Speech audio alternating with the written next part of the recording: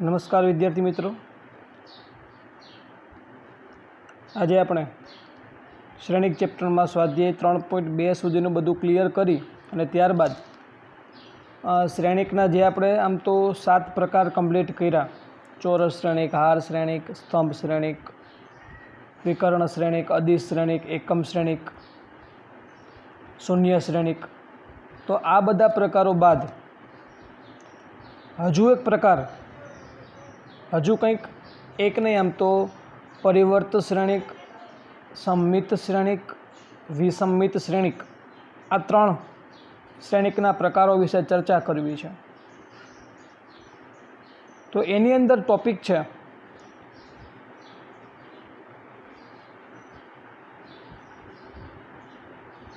પરિવર્ત શ્રેણિક.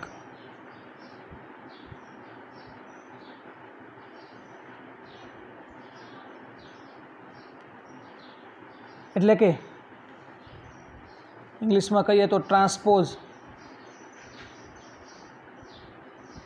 Of a matrix.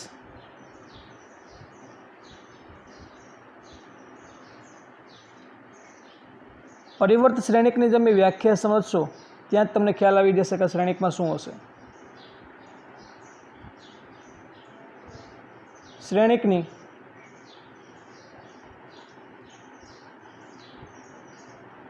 બધી જ હારનું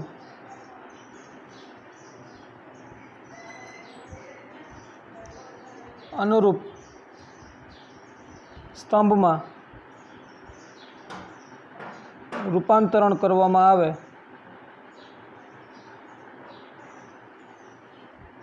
તો મળતા શ્રેણિકને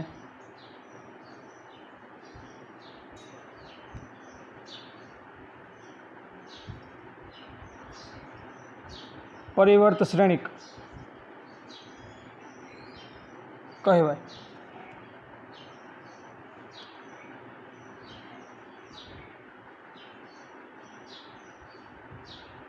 શ્રેણિક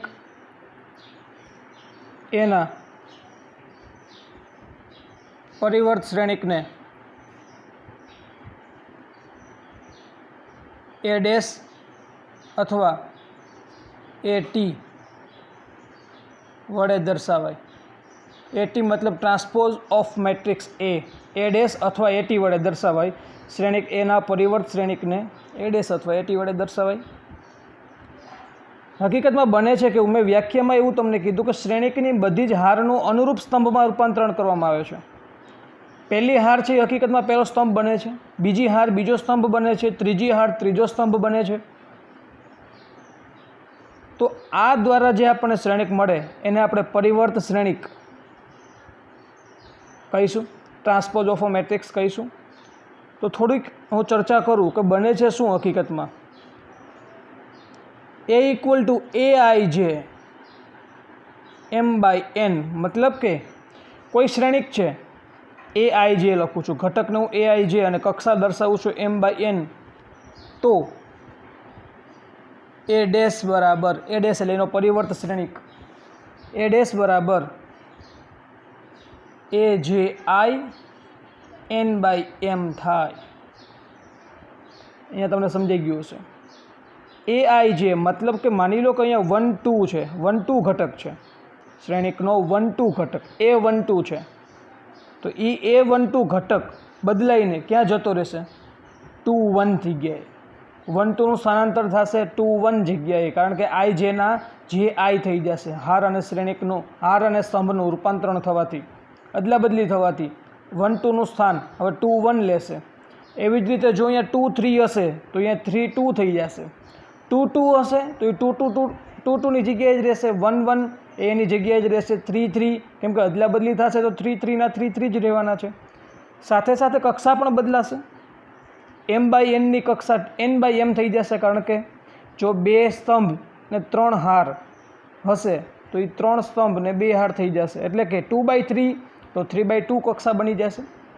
એટલે આ વાત કરીએ આપણે પરિવર્ત શ્રેણિકનું. હું એક એક્ઝામ્પલ લઈશ એટલે તમને વધારે સમજાશે.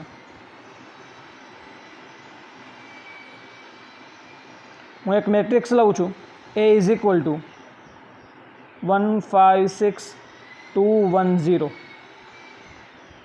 અને કક્ષા તમે જોઈ શકો છો, 2 હાર છે, 3 સ્તંભ છે. હવે આપણે આનું ટ્રાન્સપોઝ મેટ્રિક્સ એટી મેળવીએ.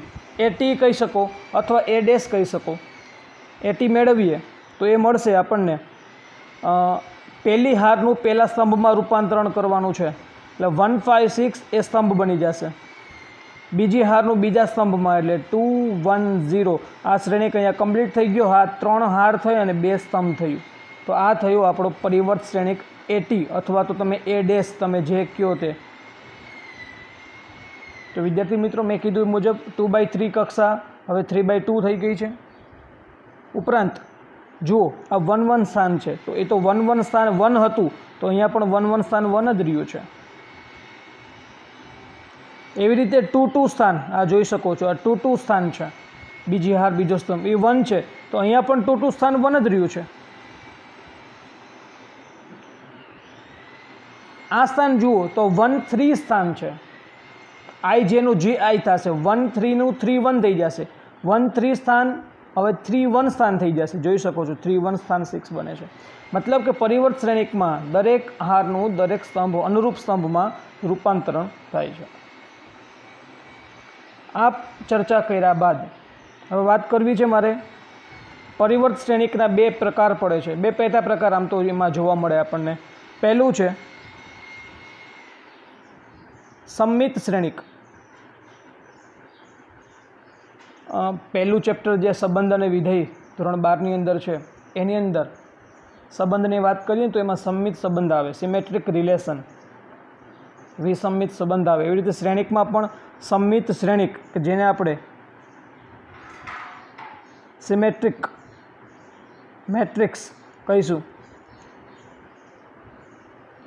જેમાં હકીકતમાં શું હોય છે કે જો ચોરસ શ્રેણિક, હું ઉલ્લેખ કરું છું શબ્દનો, જો ચોરસ શ્રેણિક એ માટે એ ડેશ બરાબર એ થાય તો એને સમમિત શ્રેણિક કહેવાય. બસ આ એક શરત ખાસ જોવાની છે આપણે. એ ડેશ બરાબર એ થાય.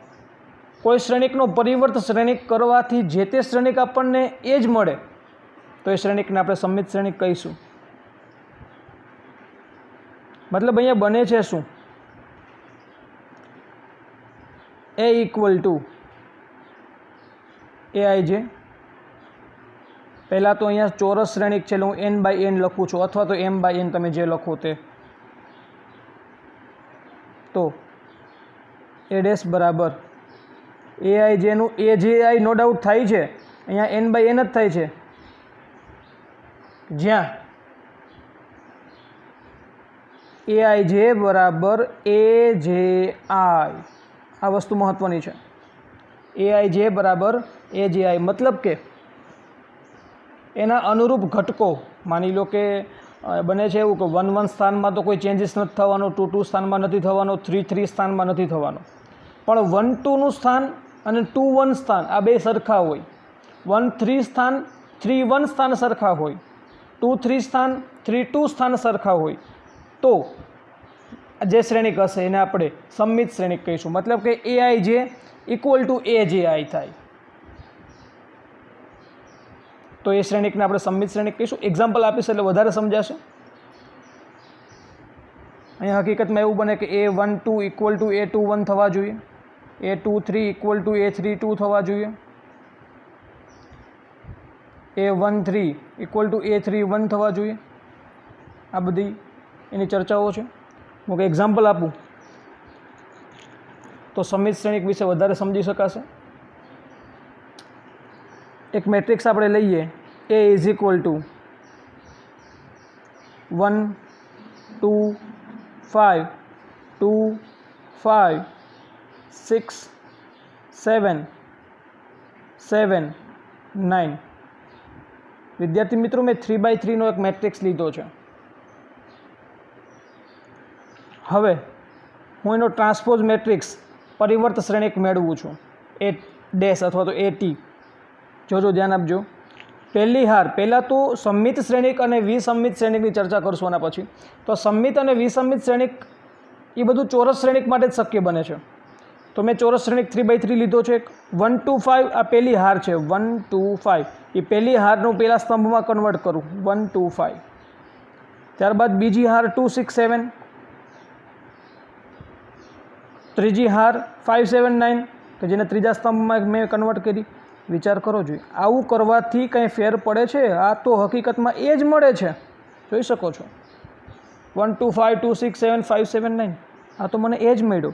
તો અહીંયા શું થયું કે a dash equal to a થાય છે. એટલા માટે આ જે શ્રેણિક છે એ સંમિત શ્રેણિક કહી શકાય. કારણ કે શ્રેણિકના પરિવર્ત શ્રેણિક મેળવવાથી એ શ્રેણિક અને પરિવર્ત શ્રેણિક બંને સરખા થયા. a dash equal to a થયા છે અને આ કક્ષા પણ 3/3 થશે, તમે જોઈ શકો છો. તો આવા શ્રેણિકને આપણે સંમિત શ્રેણિક કહીશું કે જેમાં હકીકતમાં બને છે કેવું કે 1 1 સ્થાન, 2 2 સ્થાન, 3 3 સ્થાન એ તો પરિવર્ત શ્રેણિકમાં બદલાવાનું જ નથી. તમે પરિવર્ત શ્રેણિક મેળવશો એટલે એ તો એનું સ્થાન એનું એ જાળવી રાખશે. પણ બદલાય છે શું હકીકતમાં કે 1 2 સ્થાન જે છે એ 2 1 ની જગ્યાએ જાય છે. તો 1 2 અને 2 1 સ્થાન બે સરખા લઈ લેવાના. જો તમારે એક્ઝામ્પલ હાથે બનાવવું છે તો જાતે તમારે એક્ઝામ્પલ બનાવવું છે સંમિત શ્રેણિકનું તો 1 2 સ્થાન અને 2 1 સ્થાન સરખા લેવાના. એવી જ રીતે 1 3 સ્થાન અને 3 1 સ્થાન સરખા લેવાના. આ 1 3 અને 3 1 મેં સરખા લીધા. એવી રીતે 2 3 સ્થાન અને 3 2 સ્થાન સરખા લઈ લો. અહીંયા લખી નાખું હું 2 3, જો કંઈ લખેલું જ છે, સોરી મેં લખેલું જ છે અહીંયા. એ સરખા થઈ જાય તો એ શ્રેણિક સંમિત શ્રેણિક બને છે. તો વિદ્યાર્થી મિત્રો, હવે તમને ખાસ સરસ રીતે સમજાઈ ગયું હશે કે સંમિત શ્રેણિક શું છે. ફરી એક નાનકડી ચર્ચા કરું કે સંમિત શ્રેણિક એ શ્રેણિક અને એના પરિવર્ત શ્રેણિક જો આ બંને સરખા થતા હોય તો એ શ્રેણિકને આપણે સંમિત શ્રેણિક કહીશું. ત્યારબાદ મારે ચર્ચા કરવી છે વિસંમિત શ્રેણિકની.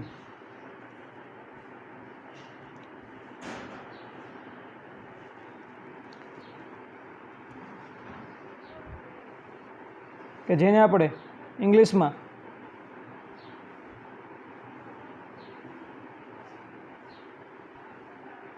સ્ક્યુ સિમેટ્રિક મેટ્રિક્સ કહીશું. આમાં શરત શું છે?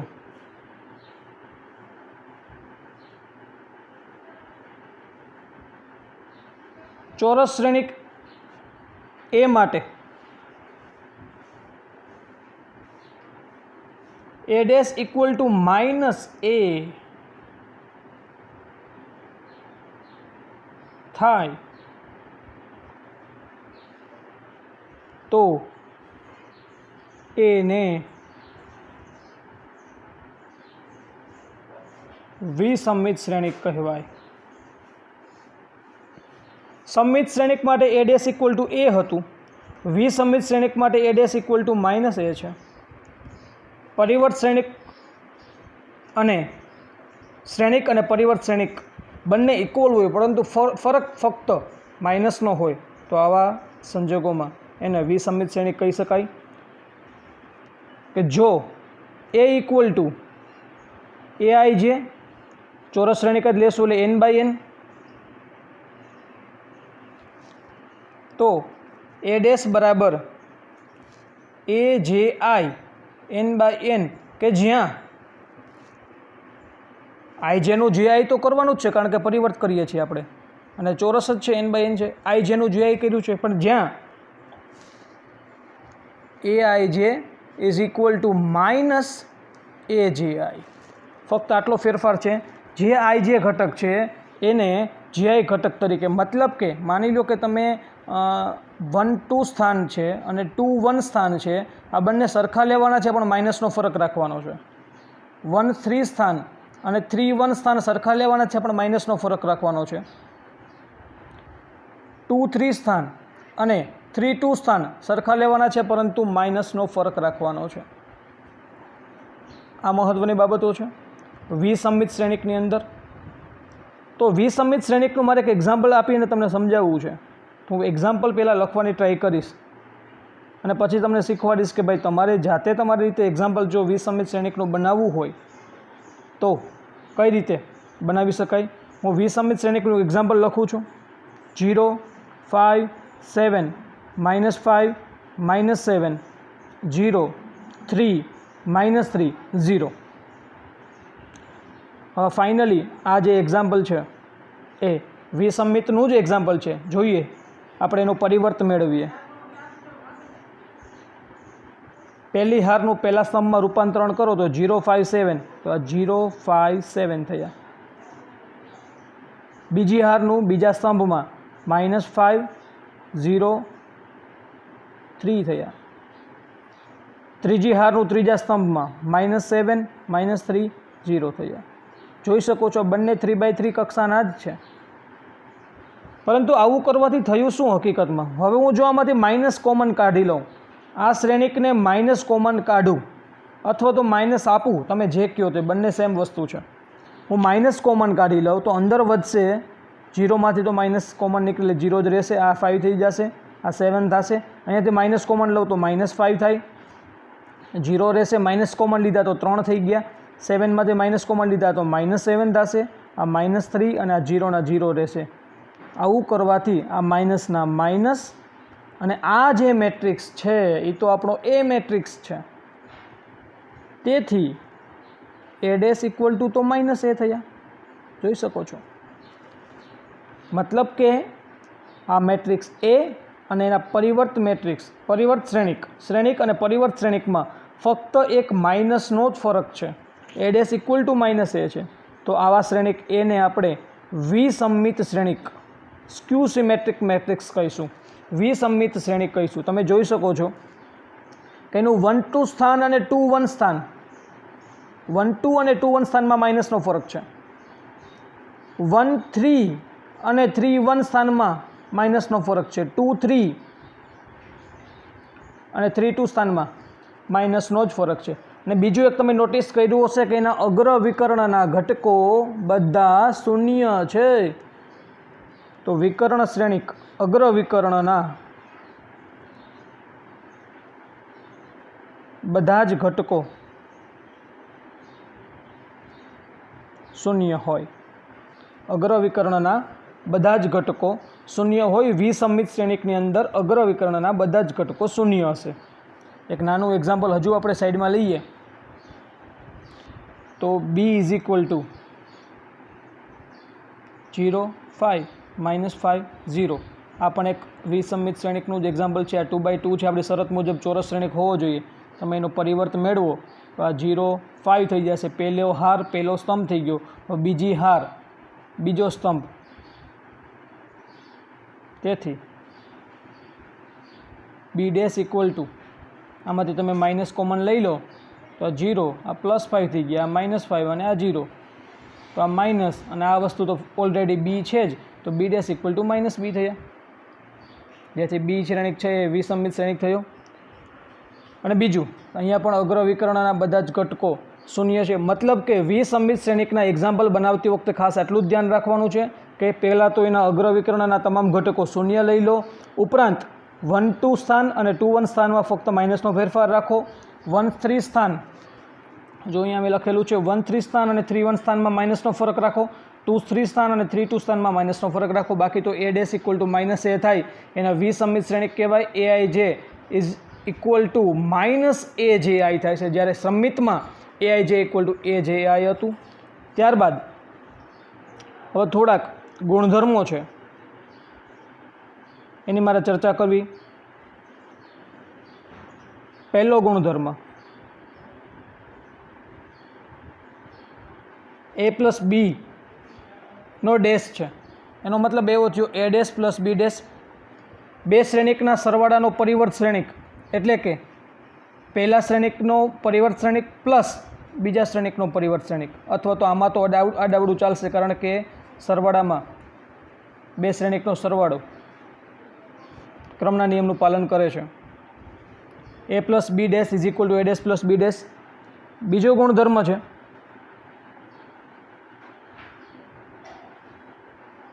A' નો ડેશ, મતલબ કે કોઈ શ્રેણિકનો પરિવર્ત શ્રેણિક અને એનો ફરીથી પરિવર્ત શ્રેણિક જો મેળવવામાં આવે તો મૂળ શ્રેણિક આપણને પાછો મળશે.